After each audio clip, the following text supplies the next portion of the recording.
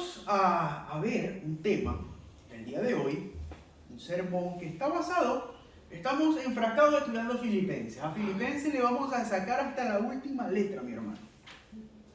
Y en Filipenses, los primeros dos versículos de Filipenses, hermanos, que los estudiábamos en la clase dominical, quiero aprovechar para darle un saludo a todos los que nos miran por internet. Lamentablemente, si nos miras a la distancia, te estás perdiendo las clases dominicales, es una gran bendición, pero vamos a tratar en este sermón de sacarle jugo a esta enseñanza, aparte de esta enseñanza que estamos aprendiendo.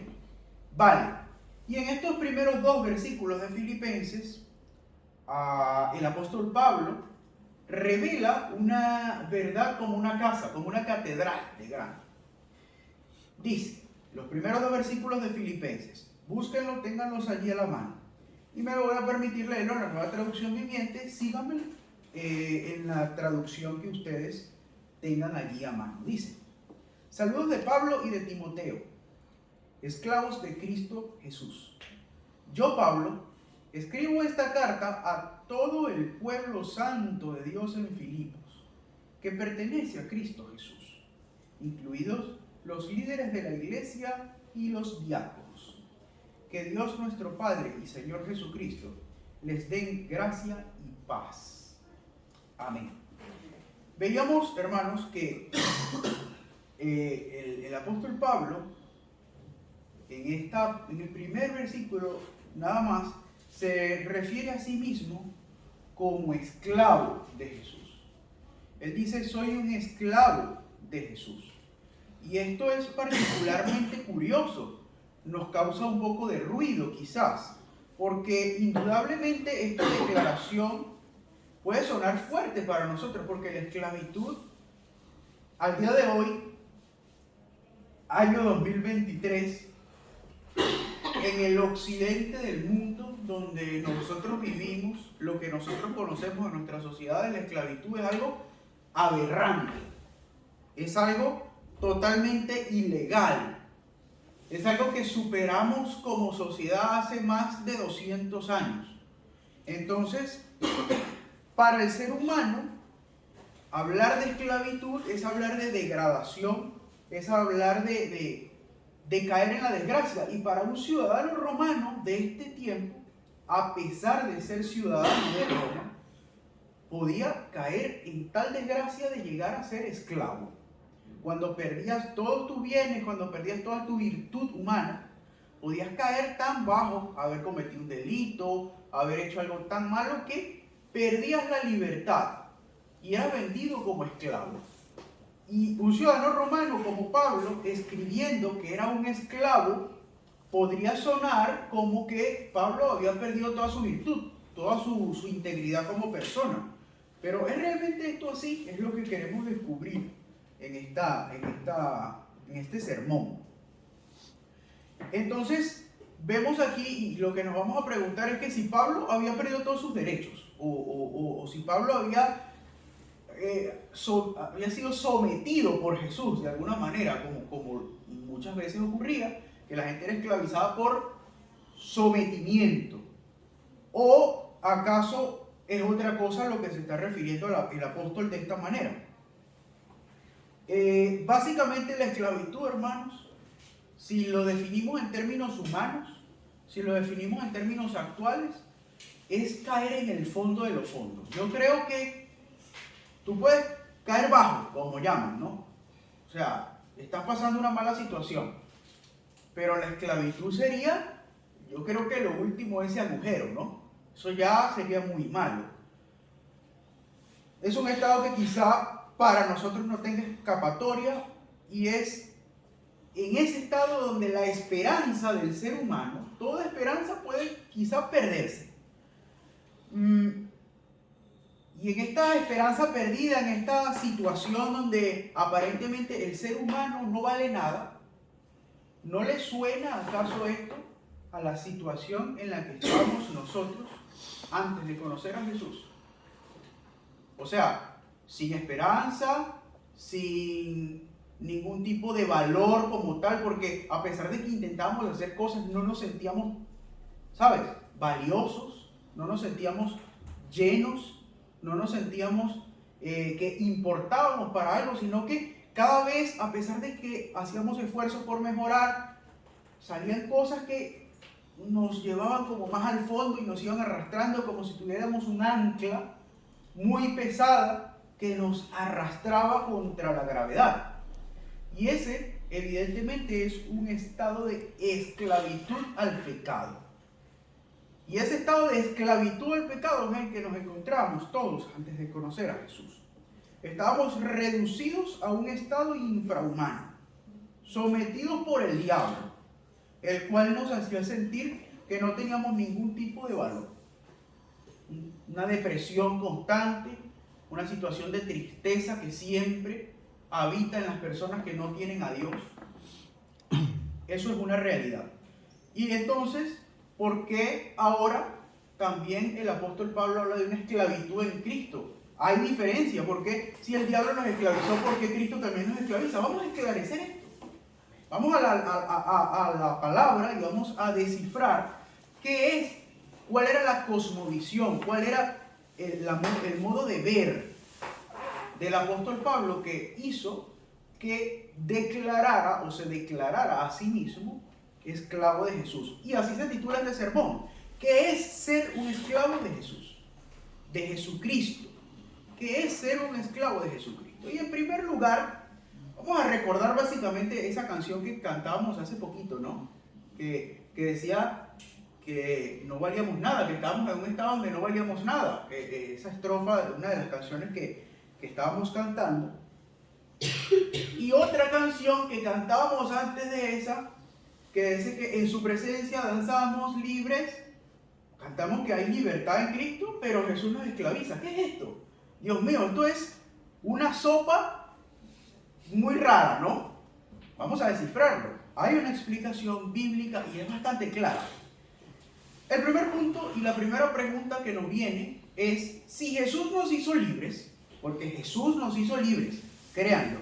Jesús nos hizo libres del pecado.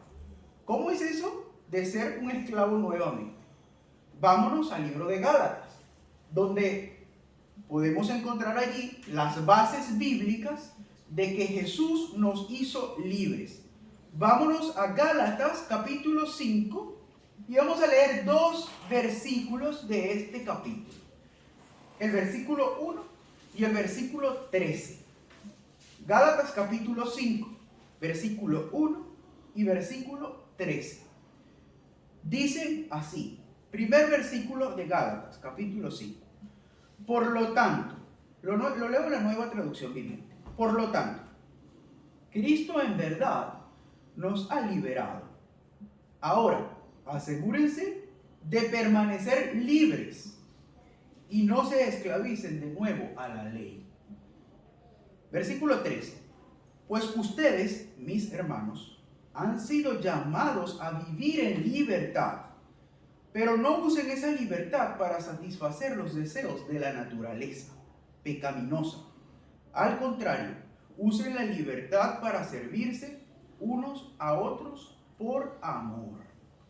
Cristo nos rescató, amados hermanos, del estado tan lamentable donde estábamos antes de conocerle. Todo aquel que cree en Cristo cuando ya tiene una edad, cierta edad, en la cual ha vivido ciertas cosas, ciertas experiencias alejadas de Dios, sabe lo frustrante que se siente estar alejado de Dios. Todas las personas que están alejadas de Dios conocen ese sentimiento del cual yo les estoy hablando. Y muchos de los que estamos aquí hemos pasado por una situación como esa. Una situación donde nuestra vida aparentemente pierde valor, donde nos sentimos deprimidos, profundamente fracasados. Y es que evidentemente habíamos caído en un estado involuntario, por decirlo de algún modo, de desgracia. Pero era un estado involuntario, entre comillas, porque estábamos siguiendo a nuestra naturaleza pecaminosa. O sea, si nosotros seguimos a nuestra naturaleza de pecado, que es nuestra naturaleza humana, o sea, así somos nosotros, los seres humanos. Si nosotros seguimos a esa naturaleza, vamos a caer en este estado de esclavitud al pecado, donde vamos a llegar a un punto muy crucial, donde vamos a estar sin ningún tipo de esperanza. Vamos a estar sin ningún tipo de consuelo, donde nos vamos a sentir fracasados y nos vamos a sentir tan frustrados que nos vamos a sentir en el fondo de los fondos. Y cuando llegamos allí, en ese estado, muchos lamentablemente no logran salir. Pero los que estamos aquí, yo estoy seguro que hemos sido rescatados de ese estado. Quizá muchos no hayamos llegado a ese estado, sino que cuando íbamos camino a ese estado, hemos sido rescatados por el Señor. Antes de llegar allí, Él tuvo misericordia y no permitió que llegáramos hasta allí. Y mucha gente intenta muchas cosas. Yo no sé si ahora ustedes se dan cuenta que hay mucho tema, mucho rollo en las redes sociales, en el internet, en la televisión acerca de la salud mental. Se habla mucho acerca de esto, de la depresión, de la salud mental, de hablar si te sientes mal. Y es porque el mundo, hermano, se siente mal. El mundo está deprimido. ¿Y por qué está deprimido el mundo? Porque no tienen a Jesús. Esa es la razón. Y el mundo ahora se está dando cuenta que está deprimido. Que la gente en los países donde hay más riqueza, más deprimida está. Esto no tiene ningún tipo de lógica, ningún tipo de sentido. Pero evidentemente, a la luz de la Biblia sí lo tiene. Y es que Cristo no está en esas vidas. Y solo por Cristo podemos salir de ese yugo del pecado que nos tiene atados a la esclavitud. Atados a la esclavitud del pecado, a la esclavitud del diablo. Entonces, ¿cómo podemos ver esto más claramente? En la medicina, las enfermedades se miden con un término que suena bastante cruel y básicamente eso está un poco en la medicina moderna vetado, hablarlo con el paciente. Y se llama esperanza de vida. La esperanza de vida es el tiempo que una persona puede sobrevivir con una enfermedad. Y son estadísticas. Y con los avances de la medicina se ha logrado que ciertas enfermedades las personas aumenten su esperanza de vida. Sin embargo, hermanos, el pecado, la medicina moderna, los medicamentos no pueden contra el pecado. Y contra ese estado mental de depresión, de sumisión, de miseria del hombre, el único remedio, la única medicina para este hecho tan lamentable es Jesús de Nazaret, que da vida y puede hacer que las personas salgan de ese foso del cual yo les hablaba. Las personas pueden obtener una cura, y la cura es Jesús, la cura de esa esclavitud al pecado. Entonces, volviendo al tema, el apóstol Pablo se está contradiciendo porque si en Gálatas dijo que Cristo nos hizo libres, ¿por qué él dice que es un esclavo? ¿Por qué dice una cosa y en el otro lado dice otra? Su línea de pensamiento, hermanos, es la siguiente. Cristo fue su libertador. Cristo lo sacó del pecado. Cristo, el pecado de Pablo, ya lo hemos visto, él era un hombre que estaba tan cegado por la ley, él creía que estaba sirviendo a Dios, y esta ceguera lo hizo incluso matar. Mataba gente, golpeaba gente, metía en la cárcel a gente para servir supuestamente a Dios. Y ese estado, estoy seguro que no hacía sentir a Pablo bien. Yo estoy seguro que a Pablo no se sentiría en el fondo, en su conciencia, a la hora de irse a la cama a dormir. Después de haber matado a alguien, nadie se puede sentir bien. Nadie puede sentirse bien. Y Pablo, estoy seguro que no se sentía bien. Y al no sentirse bien Pablo, como perseguidor de la iglesia, estoy seguro que en ese momento que Dios lo llama, que Cristo aparece y le dice, Pablo, dura cosa es darte coces contra el aguijón. Yo soy Jesús a quien tú persigues, ahora sígueme a mí. Y Pablo empieza a seguirle Pablo empieza a servir al Señor. Gracias. Pablo empieza a servir al Señor y en ese momento yo estoy seguro que Pablo conoció una paz indescriptible en su ser, en su vida, que lo llevó a predicar el Evangelio en todo el Imperio Romano. Esa paz que Pablo experimentó, que no había experimentado antes por nada, lo llevó a ejercer su labor como evangelista de la mejor manera posible, porque él descubrió que en Cristo sí encontraba la paz que antes no conocía. Amén. Entonces, Pablo declaró en Efesios 2, versículo 4. Oigan esto, 4 y 5. Dios es tan rico en misericordia y nos amó tanto que a pesar de que estábamos muertos por causa de nuestro pecado, nos dio vida cuando levantó a Cristo de los muertos. De esta manera, hermanos, Pablo, por gratitud a Cristo, sabiendo que era Cristo el que lo había liberado de ese estado de muerte, de ese estado de depresión, de ese estado de esclavitud al pecado, Pablo reconoce que el Señor Jesús es el que le da vida y que lo ha rescatado. Y voluntariamente decidió ser siervo, ser esclavo de Cristo. No era algo impuesto, no era algo obligado. Él lo decidió. Pero es una esclavitud condicionada. ¿Cómo que condicionada? Bueno, porque Pablo lo que decidió es hacerse esclavo de la voluntad de Dios. De la voluntad de Dios. Y eso nos lleva a un segundo punto. Esclavos de la voluntad de Jesucristo. No somos simplemente esclavos, o sea, es esclavo de la voluntad de Él. Y vámonos a Romanos capítulo 2, donde vamos a descubrir qué es esto de la voluntad de Dios. ¿Qué es esto?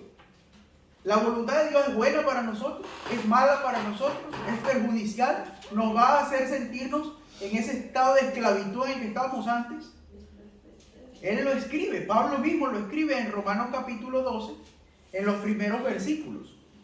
En los primeros 2 versículos. Romanos 12, 1 y 2. Dicen así: por lo tanto, amados hermanos, les ruego que entreguen su cuerpo a Dios por todo lo que Él ha hecho a favor de ustedes. Que sea un sacrificio vivo y santo, la clase de sacrificio que a Él le agrada. Esa es la verdadera forma de adorarlo. No imiten las conductas ni las costumbres de este mundo. Más bien, dejen que Dios los transforme en personas nuevas, al cambiarles la manera de pensar. Entonces aprenderán a conocer ¿qué? La voluntad de Dios, para que ustedes, la voluntad de Dios para ustedes, la cual es buena, agradable y perfecta. Entonces, antes de reconocer que Cristo evidentemente nos rescató de un estado deplorable, un estado muy triste en el que estábamos, y nos dio una vida, y reconocer que éramos esclavos del pecado, una esclavitud que nos hundía cada vez más, en la cual íbamos en caída libre hacia abajo, ¿sí? Era una situación que muchas veces, quizá usted, no lo sé, pero quizá usted intentó salir de esa situación de muchas maneras, hasta que conoció al Señor Jesús y realmente lo rescató. Entonces, en esa situación en la que estábamos, que nos sentíamos tan sucios, tan infelices, sin esperanza quizá, Pablo reconoce que Cristo lo rescata y que la voluntad de Jesucristo no podía ser otra que buena, agradable y perfecta, como lo dice aquí.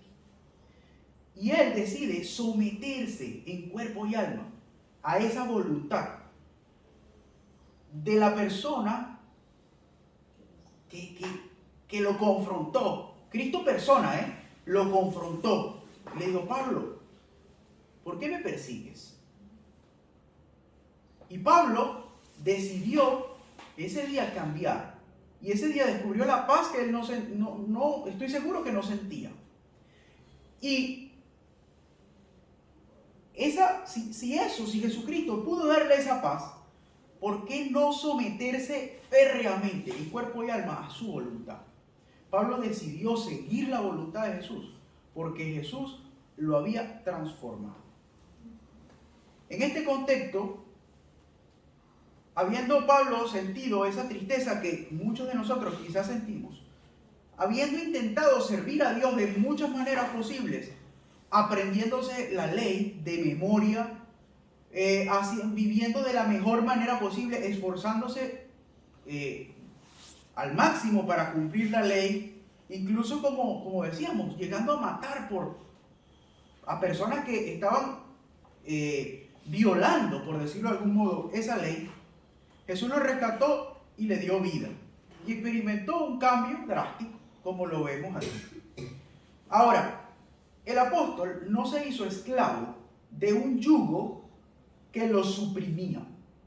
El yugo de Jesús no es un yugo que suprime, sino que es un yugo que explotaba al máximo sus cualidades, lo hacía sentir valorizado, porque él entendió que Cristo lo amó tanto que murió en la cruz por él. Y él se hizo esclavo de la perfecta voluntad de Dios. De esa voluntad es de la cual, hermanos, nosotros nos tenemos que aferrar.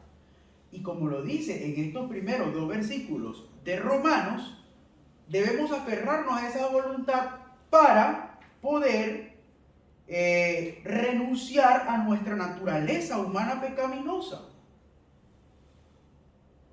Lo dice el versículo 2. No imiten las conductas ni costumbres de este mundo, más bien dejen que Dios los transforme en personas nuevas. Entonces, a eso es que él se refiere allí. Que aceptando la voluntad de Dios, sin ningún tipo de queja, sin ningún tipo de pretexto para decirle, Señor, yo no voy a hacerte caso porque a mí me parece que es mejor hacerlo de otra manera. Cuando nosotros realmente le seguimos al Señor, cuando nosotros realmente hacemos caso a Dios, cuando nosotros nos sometemos férreamente a la voluntad de Dios, es donde vamos a ver esa transformación progresiva en nuestra vida. Es allí donde vamos a poder decir, realmente yo soy un esclavo de la voluntad de Dios. Lo que Dios designe, yo voy a seguirlo. Lo que Dios haga, lo que Dios diga, yo voy a seguirlo. Entonces, él de esta manera agradó al Señor, el apóstol Pablo, sometiéndose a su voluntad. Esto, de cualquier manera posible, lo que va a traer es beneficio para nuestra vida. Cuando seguimos el ejemplo del apóstol Pablo en este particular. Por último, un esclavo transformado por la voluntad de Jesús es el punto final de este sermón y lo encontramos en el versículo 6 al 11 de Filipenses 1. Volvemos a Filipenses, pero vamos a leer los versículos 6 al 11 del primer capítulo. Dicen así, lo leo: y estoy seguro de que Dios, quien comenzó la buena obra en ustedes, la continuará hasta que quede completamente terminada el día que Cristo Jesús vuelva. Está bien que sienta estas cosas por ustedes, porque ocupan un lugar especial en mi corazón. Participan conmigo del favor especial de Dios, tanto en mi prisión como en defender y confirmar la verdad de la buena noticia.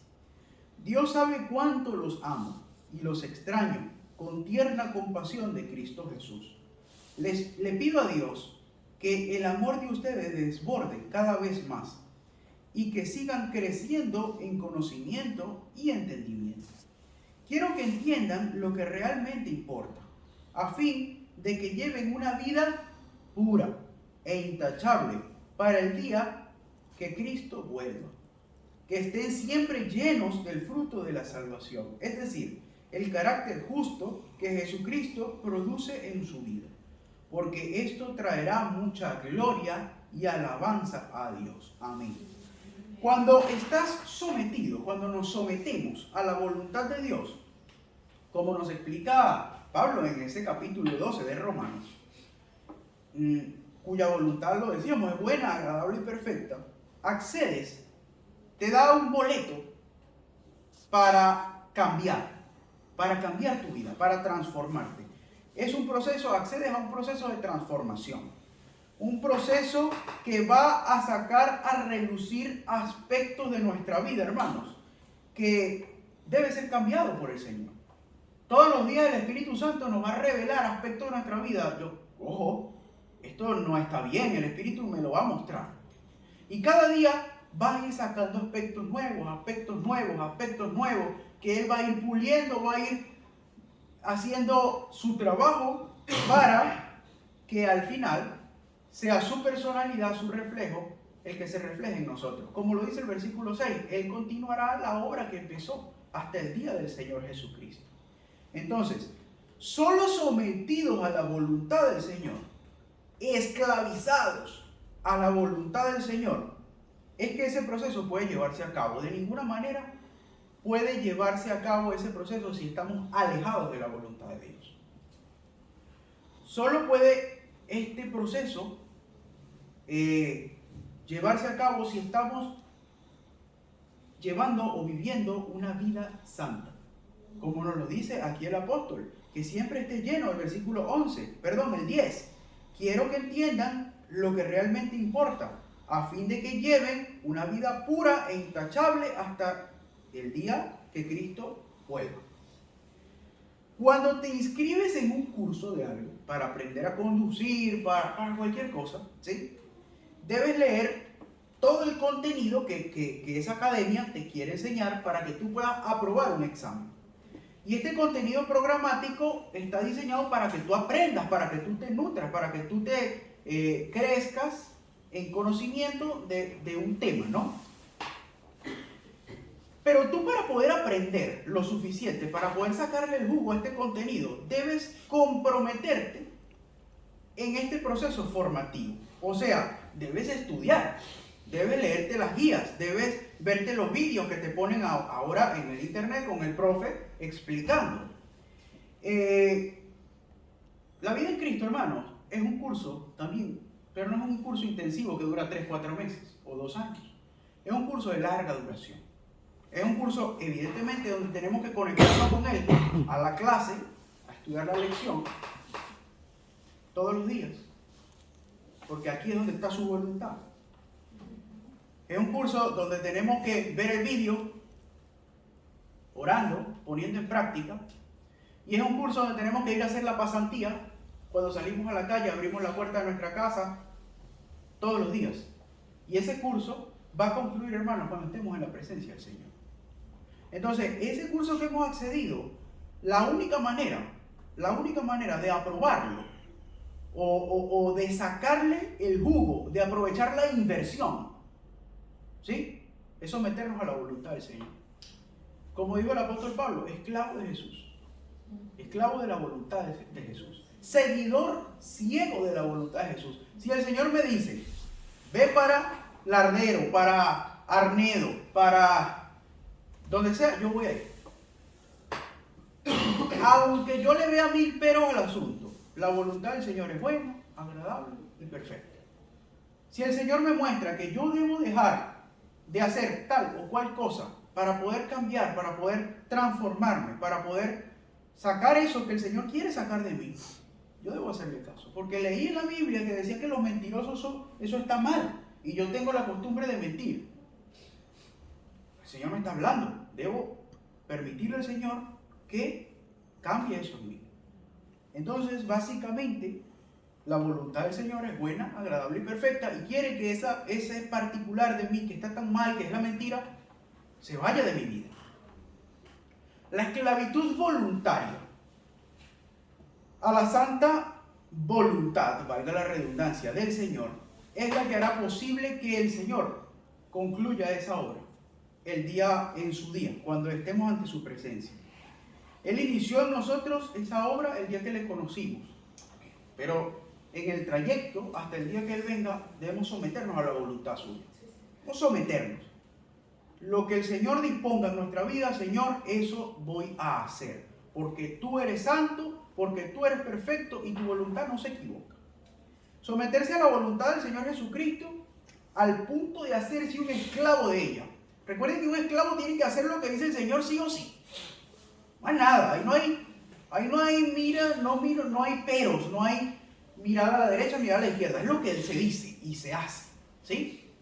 Ahora, cuando hacemos eso, le hacemos caso totalmente a la voluntad del Señor, es algo que debemos decidir nosotros mismos, algo totalmente voluntario. El Señor no nos va a obligar. El Señor no nos va a someter, no nos va a subyugar para que nos hagamos esclavos suyos. Es algo que debemos nosotros decidir. Es algo propio, algo personal. Sin embargo, todo el universo es del Señor. El Señor es dueño de todas las cosas. Pero el Señor es tan bello, por decirlo de una manera, porque es que no hay palabras que lo describan, que el Señor a nosotros no nos obliga a nada. El Señor nos hace entender y pone su palabra para que lo entendamos como lo estamos haciendo el día de hoy, que la voluntad de Él es la que debemos seguir, la que debemos someternos. Debemos tomar la decisión de doblegar nuestra personalidad, nuestro pensamiento, nuestra manera de ver las cosas, para que sea la mente de Cristo la que se imponga en nuestra vida. Que sea la mente de Cristo la que tenga el dominio sobre nosotros. Y que nosotros actuemos como el Señor Jesucristo quiere que actuemos. Y esa obra va a ser concluida, mis hermanos, si le permitimos al Señor trabajar de esa manera. Bueno, vamos a orar para darle gracias a Dios porque Él es bueno con nosotros.